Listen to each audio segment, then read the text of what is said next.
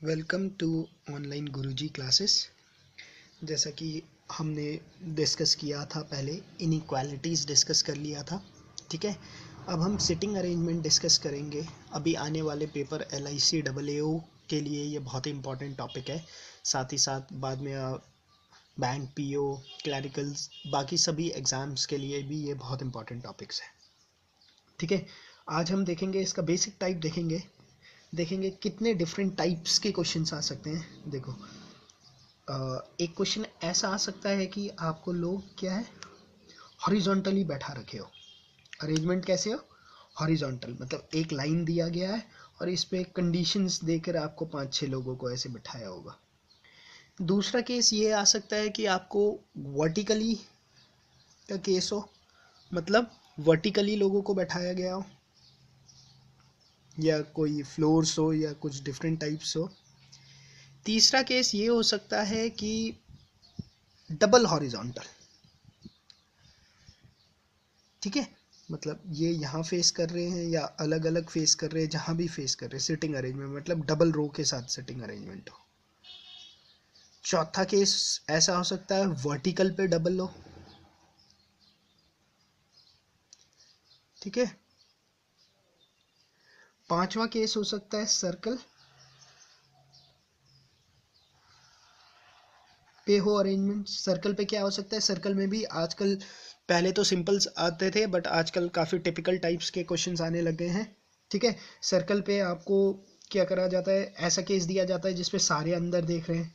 ठीक है, एक ऐसा केस होता है जिसपे सारे बाहर की तरफ देख रहे हैं। एक ऐसा केस होता है जिसपे आधे अंदर देख रहे हैं, आधे बाहर की तरफ देख रहे हैं। ठीक है, साथ ही साथ इस पे क्या होगा, खाली एक सर्कल नहीं चलेगा, मतलब एक सर्कल तो होगा बट इंफॉर्मेशन उस सर्कल में 2-3 दी हुई होगी। मतलब बताया होगा जैसे ए बैठा है, साथ ही साथ ए के बारे में कुछ और इंफॉर्मेशन भी होगी। बोल देंगे कि ए बैंक ऑफ बड़ौदा वाला है। ठीक है, और ए अंदर की तरफ देखता है। या बी के बारे में ऐसी इंफॉर्मेशन होगी कि बी बाहर की तरफ देखता है और बी क्या है, पंजाब नेशनल बैंक पे है। ठीक है, एक ऐसा भी केस और टिपिकल केस ऐसा भी है कि इन दोनों के बीच में रिलेशंस भी दिए होंगे कि बी क्या है, ए का सन है। ठीक है, ऐसे करके टिपिकल क्वेश्चंस बनाए जा रहे हैं आजकल। ठीक है, बट आप लोगों ने कुछ नहीं करना, आप लोगों ने अपना कॉन्सेप्ट स्ट्रॉन्ग करना है। ठीक है, क्वेश्चन चाहे जितने भी टिपिकल हो, उससे कोई इश्यूज नहीं होते। क्वेश्चंस आपके हमेशा 100% और 100% एक्यूरेसी के साथ बन जाते हैं। ठीक है, आज हम बेसिक स्टार्ट करते हैं। आज हम ये वाला केस देखते हैं, वर्टिकल अरेंजमेंट का एक केस देखते हैं। ठीक है, और अपने सब्सिक्वेंट लेक्चर्स पे हम ये सारे केस देखेंगे, एक एक केस देखेंगे। बाकी आप अपना प्रैक्टिस कीजिएगा अपने बुक्स से, जो भी बुक आप फॉलो कर रहे हो, सारे बुक्स अच्छी होती है। ठीक है, आज हम एक क्वेश्चंस देखते हैं, ये IBPS PO के एग्ज़ाम पे पहला पूछा गया है। ठीक है, आज हम बेसिक ही देखते हैं। पहले हमें कॉन्सेप्ट बनाना है अपना, एक बार कॉन्सेप्ट बन जाए तो उसके बाद जो भी क्वेश्चंस आ जाए उससे हमें कोई इश्यूज नहीं होगी। ठीक है, ओके। देखो, दिया गया है ABCDEF lives on different floor in same building having 6 floor number 1 to 6, the ground floor number 1 and the floor above it 2 and so on। बोलते हैं ABCDEF 6 तक अलग अलग फ्लोर पे रह रहे हैं। जो फ्लोर नंबर 1 है, ठीक है, जो ग्राउंड फ्लोर है 1, उसके ऊपर वाला है 2, फिर 3, 4, 5, 6, ऐसे करके फ्लोर्स के अरेंजमेंट है। ठीक है, उसके बाद हमें यहाँ पे 6 स्टेटमेंट दिए गए हैं। इन 6 स्टेटमेंट्स को पढ़ के हमें ये बताना होगा कि कौन कौन से फ्लोर पे रह रहा है। ठीक है, चलो स्टार्ट करते हैं। पहला बोलता है A lives on even number floor। A क्या है, even नंबर फ्लोर पे रह रहा है। अब इससे मैं क्या इंफॉर्मेशन ले सकता हूँ? A even, मैं इससे ये इंफॉर्मेशन ले सकता हूँ, A या तो 2 पे रह रहा है, A या तो 4 पे रह रहा है, A या तो 6 पे रह रहा है। ठीक है, ये इंफॉर्मेशन मैंने अपने दिमाग पे रख ली है, बट अभी मैं कुछ ड्रॉ नहीं कर सकता, इससे कुछ कंक्लूड नहीं कर सकता कि कहाँ पर रह रहा है। ठीक है, पहले क्या, पहले मुझे एक होता है कोर स्टेटमेंट। एक कोर स्टेटमेंट ढूंढना पड़ता है, जो स्टेटमेंट मुझे मिल जाए तो उससे क्या होगा, एक ऐसा स्टेटमेंट जिस पे सबसे ज़्यादा इन्फॉर्मेशन होगी, उस इन्फॉर्मेशन से ही मैं सारा प्लॉट आराम से कर सकता हूँ। मुझे सबसे पहले वो देखना होता है, ठीक है। वैसे तो जनरली क्वेश्चन में पहला स्टेटमेंट ही कोर स्टेटमेंट होता है, पहला नहीं हुआ तो दूसरा ही होगा, ठीक है, या तीसरा होगा, इससे नीचे नहीं जाता कोर स्टेटमेंट, ठीक है। सेकेंड स्टेटमेंट देखता हूँ, There are two floors between the floor on which D and F live. D और F जहां रह रहे हैं, इन दोनों के बीच में दो लोग रहते हैं, ठीक है।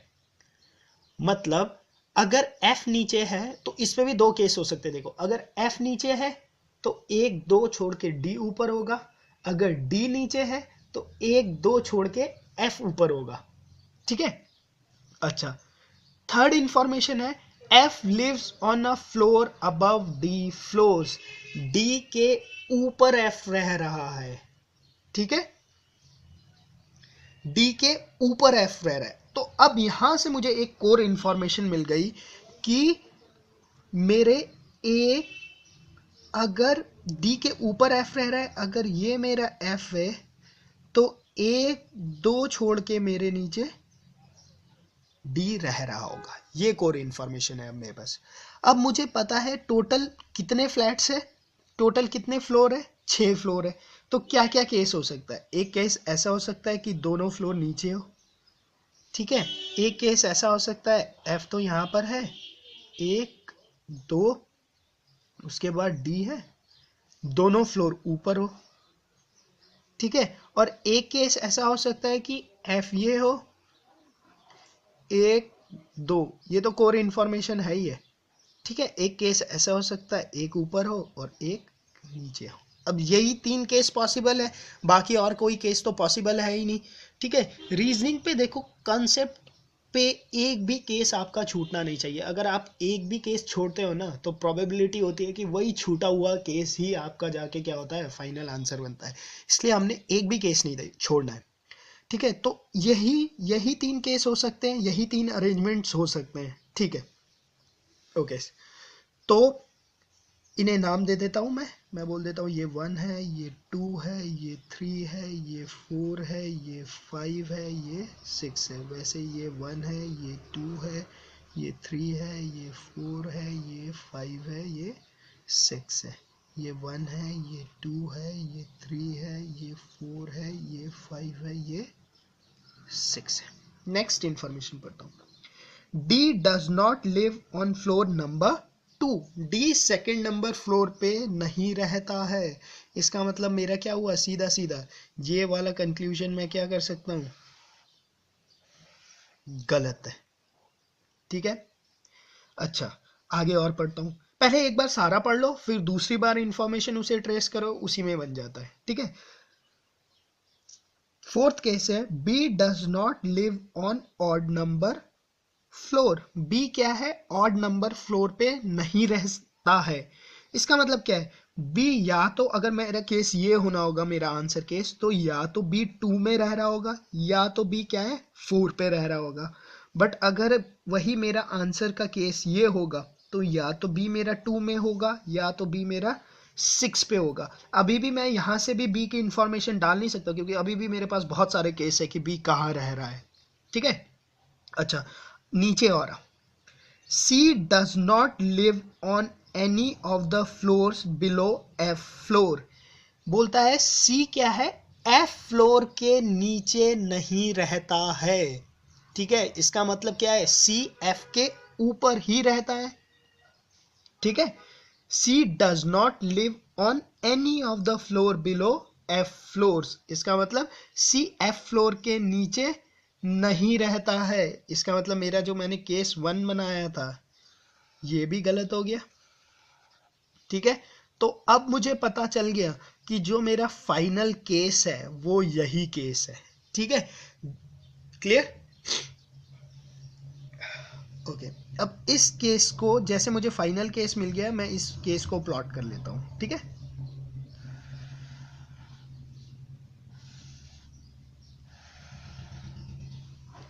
देखो अभी हम बेसिकली क्वेश्चंस को करना सीख रहे हैं, अभी हम स्पीड पे ज़्यादा ध्यान नहीं दे रहे, बट मैं आपको यहाँ ये सिखाना चाह रहा हूँ कि जो जिस जिस भी बंदे ने ये क्वेश्चन बनाया होगा उसने क्वेश्चन कैसे बनाया होगा, उसने कैसे मतलब यहाँ से वो धीरे धीरे उसने ये स्टेटमेंट लिखे हुए होंगे। ठीक है, अगर आप ये चीज़ सीख जाते हैं तो आपके लिए पजल कोई बड़ा इशू ही नहीं है। ठीक है, हम सारे केस प्रोबेबिलिटी देख रहे हैं अभी। ठीक है, कैसे हम देख रहे हैं, कैसे हम कर रहे हैं, इसके सारे केस लेकर चल रहे हैं अभी हम।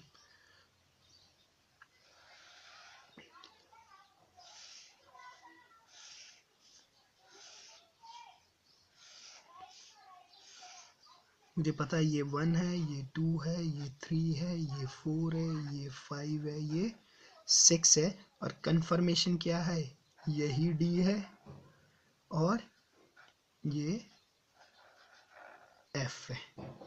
ठीक है, ओके। नेक्स्ट है E does not live on a floor immediately above or immediately below the floor on which B lives। अभी मुझे B का ही इंफॉर्मेशन नहीं मैंने प्लॉट किया है, तो मैं कैसे इस पे ये इंफॉर्मेशन डाल सकता हूँ। ठीक है, इसलिए मैं इसे होल्ड करूंगा। अब मैं दोबारा से क्वेश्चन को ट्रेस करता हूँ। ठीक है, देखो A lives on even number floor। अब मुझे ये पता है D यहाँ बैठा हुआ है, F यहाँ बैठा हुआ, फ्लोर का नंबर 1 2 3 4 है। अब बोलता है A lives on even number floor, तो मेरा केस क्या हो सकता है, मुझे पता है F और D तो कंफर्म्ड है, मेरे बैठे हुए हैं यहीं पे। बोलता है A lives on even number floor, तो मैं ये बोल सकता हूँ कि A मेरा सेकंड पे बैठा हो, या तो ऐसा भी हो सकता है A 4 पे बैठा हो। 4 पे बैठ नहीं सकता क्योंकि 4 पे तो F कंफर्म है, तो ये भी हो सकता है कि A मेरा कहाँ पर बैठा हो, यहाँ टॉप पे बैठा हो। Second information, there are 2 floor between D and F floor, ये इंफॉर्मेशन हम यूज कर चुके हैं। ठीक है, F lives on a floor above D floors, ये इंफॉर्मेशन मैं यूज कर चुका हूँ। D does not live on a floor number 2, ये इंफॉर्मेशन मैं यूज कर सकता हूँ। Next, B does not live on odd number floor, B क्या है, ऑड नंबर फ्लोर पे नहीं रहता है। इसका मतलब क्या है, B इवन नंबर फ्लोर पे रहेगा। देखो B यहाँ पर नहीं रहता, ये ऑड नंबर फ्लोर है, B यहाँ पर नहीं रहता, ये ऑड नंबर फ्लोर है। इसका मतलब B कहाँ पर रहता है, यहाँ पर रहता है। वही बात मैं यहाँ पर देखूँ, B यहाँ पर नहीं रहता, ऑड नंबर फ्लोर है, B यहाँ पर नहीं रहता, ऑड नंबर फ्लोर है। तो ये केस हो तो मेरा B कहाँ पर रहता है, यहाँ पर रहता है। ठीक है, अब मैंने ये इंफॉर्मेशन भी यूज कर ली। देखो C does not live on any of the floor below F floor। C क्या है, F फ्लोर के नीचे नहीं रहता है कहीं भी, तो मुझे कंफर्म्ड है मेरा C कहाँ रहता है, F से ऊपर। बट एक केस में B बैठ चुका है, एक केस में A बैठ चुका है यहाँ पे, तो C मेरा कहाँ पर होगा, 5th प्लेस पे होगा, ये कंफर्म्ड है। बचा हुआ केस क्या है, E है, तो E मेरा यहाँ पर हो सकता है, E मेरा यहाँ पर हो सकता है। बट E में क्या इंफॉर्मेशन दिया था, E does not live on a floor immediately above और immediately below the floor on which B lives. B जहाँ रहता है उसके ठीक ऊपर या उसके ठीक नीचे E नहीं रह सकता है। इसका मतलब मेरा ये वाला केस क्या है, मेरा गलत है। तो ये क्या आया, मेरा फाइनल आंसर ये आ गया मेरे पास। ठीक है, अब इसके बेसिस पे क्वेश्चन है, who lives between D and F। D और F के बीच में कौन रहता है, A and E। On which floor B lives, B कौन से फ्लोर पे रहता है, 6th फ्लोर पे। तो ये हमने देखा कि कैसे, मतलब हमने इस पे क्या करा, एक भी केस नहीं छोड़ा, मतलब कहीं से गलती होने की प्रोबेबिलिटी नहीं थी।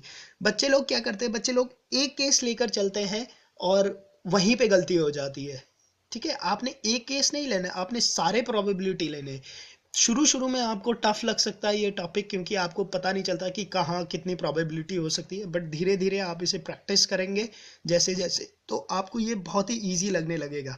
मतलब ऐसा होने लगेगा कि आप चाहोगे कि भाई एग्जाम पे सिर्फ पजल ही आए, आपकी इतनी अच्छी इस पे एक्यूरेसी होती है। क्योंकि पजल में ये है कि पजल में आपको कुछ नहीं सॉल्व करना है, पजल में आपको सब चीज़ वहीं पे दिया हुआ है, आपके सामने आपका आंसर है, बट क्या है वो आंसर क्या है, उन्हीं स्टेटमेंट पे छुपा हुआ है, तो वो बहुत आराम से आप इसे बना सकते हैं, ठीक है। और बाकी हम इसका सेकंड केस भी आज ही देखेंगे, शाम तक मैं सेकंड केस का वीडियो भी आपको अपलोड कर दूंगा। बाकी आप मेरे चैनल ऑनलाइन गुरुजी को सब्सक्राइब कीजिए, इसे शेयर्स कीजिए, अपने फ्रेंड्स लोगों को बताइए, ठीक है। बाकी आप जो भी अपना बुक है उससे इन टॉपिक्स को प्रैक्टिस कीजिए। इनइक्वालिटीज़ आई गेस आप लोग सब सॉल्व कर चुके होंगे। अगर किसी को इनइक्वालिटीज़ में कोई प्रॉब्लम है तो वो मुझे मेरे फेसबुक ग्रुप ऑनलाइन गुरुजी पे मुझे मैसेज कर सकता है, ठीक है। हम उसकी जो भी प्रॉब्लम्स होगी वहाँ पर सॉल्व कर देंगे, ठीक है। बाकी बाकी सेकंड लेक्चर हम इसका बाद में देखते हैं, ठीक है। Okay, thank you.